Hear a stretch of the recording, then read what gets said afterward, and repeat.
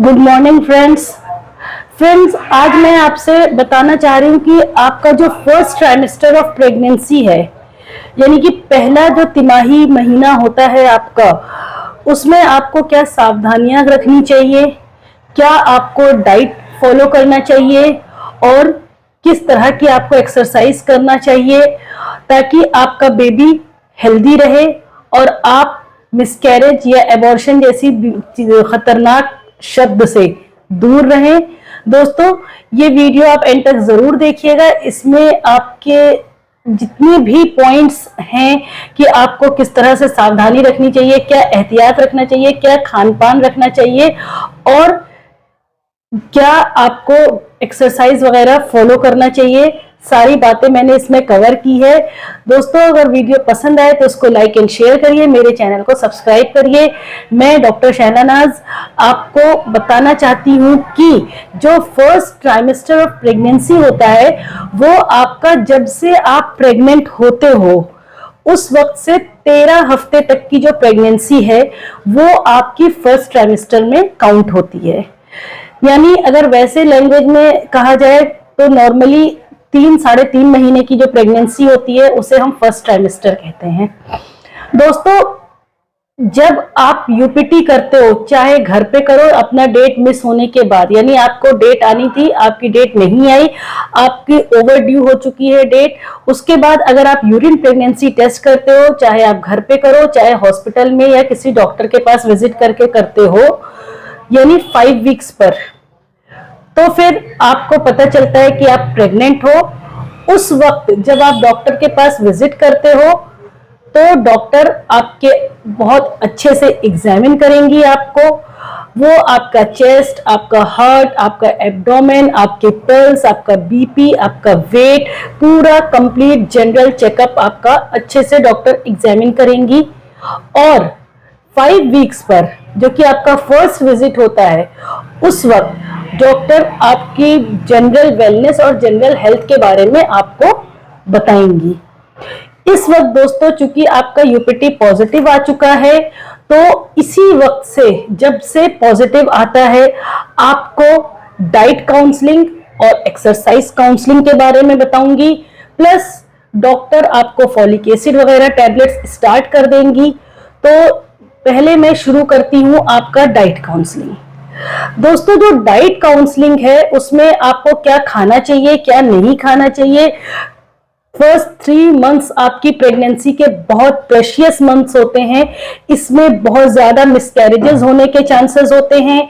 इसी मंथ में congenital abnormality, birth defect जैसी चीजें पनपने की या होने की संभावना होती है। तो इस वक्त आपको अपना डाइट, अपना हैबिट, आपका एक्सरसाइज और अपने ब्लड टेस्ट, इन्वेस्टिगेशन सब चीजें करवा लेनी चाहिए। दोस्तों, सबसे पहले जब आपने डाइट के ऊपर बात करते हो तो इसमें मैं आपको बताना चाहती हूँ कि क्या चीज आपको नहीं लेनी चाहिए।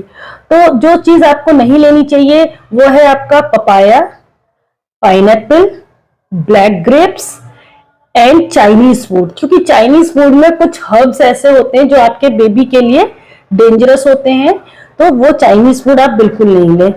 अब मैं आपको बताऊंगी कि क्या आपको करना चाहिए और कैसे कैसे करना चाहिए।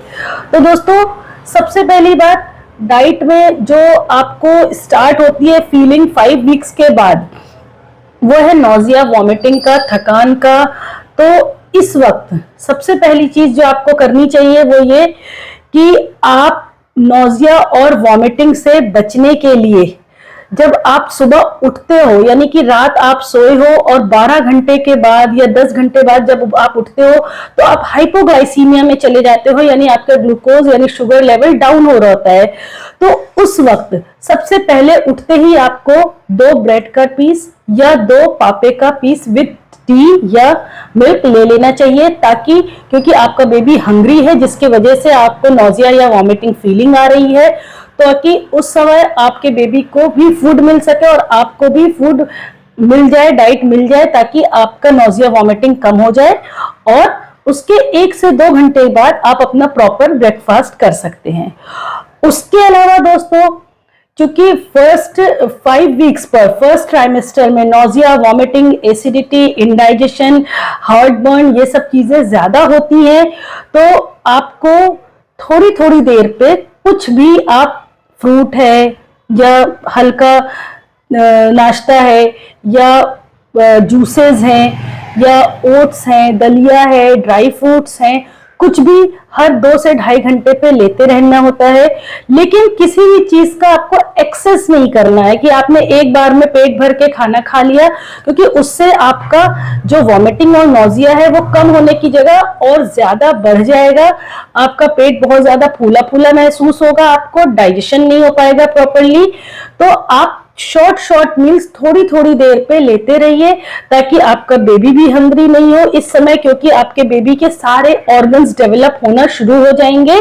5 वीक्स के बाद आपका बेबी एम्ब्रियो से फीटस डेवलपमेंट में आ जाता है।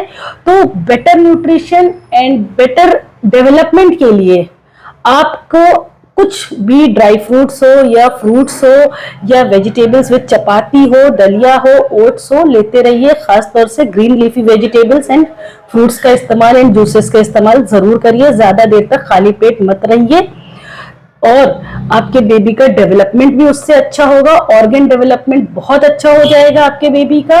और इस समय चूंकि बड़े बूढ़े बुजुर्ग जो घर में होती हैं वो कहती हैं कि ठंडा गरम मत खाइए, तो ऐसा कुछ नहीं होता। प्रेगनेंसी में ठंडा गरम नाम की कोई चीज नहीं होती है। आपका जो मन करे आप खा सकते हो, बस आप हेल्दी एंड न्यूट्रिशियस डाइट आपको लेना है। हाँ, शुरू में आप जिन चीजों से आपको परेशानी होती है, जिनसे आपको कब्जी बनती है, खांसी होने का डर है, बादी चीजें जैसे भिंडी है, टमाटर है, बैगन है, ये सब चीजें जो चीज आपको परेशान करती है वो जरूर आप अवॉइड करिए शुरुआत में। इसके अलावा दोस्तों आपको बताऊंगी मैं कि आपको एक्सरसाइज काउंसलिंग के बारे में बताऊंगी। सबसे पहले दोस्तों, एक्सरसाइज में कोई खास बहुत ज्यादा हैवी एक्सरसाइज नहीं करना है, मॉडरेट हल्की फुल्की सी आपको एक्सरसाइज करना है। प्रेगनेंसी कोई डिजीज नहीं है, प्रेगनेंसी एक नॉर्मल चीज होती है। इसमें आपको किसी तरह का बेड रेस्ट नहीं करना अनटिल अनलेस डॉक्टर ने आपको एडवाइस किया हो कि आपकी प्रेगनेंसी हाई रिस्क पर है, तो आपको बेड रेस्ट करना पड़ेगा। Otherwise pregnancy is not a disease. आप नॉर्मल अपने घर के सारे काम कर सकते हो, झाड़ू पोछा, खाना बनाना, बच्चे को अगर कोई बड़ा बच्चा है, बेबी है, उसकी केयर करना, ऑफिस जाना है, सारे काम आप कर सकते हो। बस आपको हैवी लिफ्टिंग, भारी सामान उठाना और स्क्वाटिंग एक्सरसाइज, और अगर आप गाड़ी ड्राइव खुद करके जाते हो तो थोड़े दिन के लिए फर्स्ट ट्राइमेस्टर में आपको इन चीजों को अवॉइड करना है। बम्पी और जर्की रोड पे नहीं जाना है।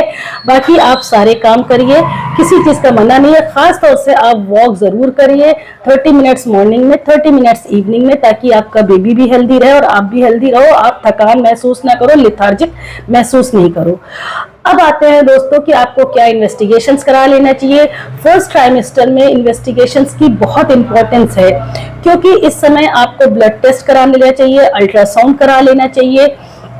ब्लड टेस्ट आपको और आपके पार्टनर को दोनों को कराना होता है, ताकि इस वक्त अगर आपके अंदर किसी तरह के मेडिकल डिसऑर्डर जैसे कि बीपी, शुगर, थायराइड या किसी और तरह की मेडिकल डिसऑर्डर पता चले, डिटेक्ट हो, तो उसको सही टाइम पे करेक्ट किया जा सके, ताकि आपके बेबी जो ऑर्गन डेवलप होना शुरू हो चुका है आपका फर्स्ट ट्राइमेस्टर में, वो बहुत अच्छी तरह से डेवलप हो, उसमें किसी तरह का बर्थ डिफेक्ट या कंजेनिटल एबनॉर्मेलिटी नहीं हो, और आपके बेबी का डेवलपमेंट बेटर हो सके।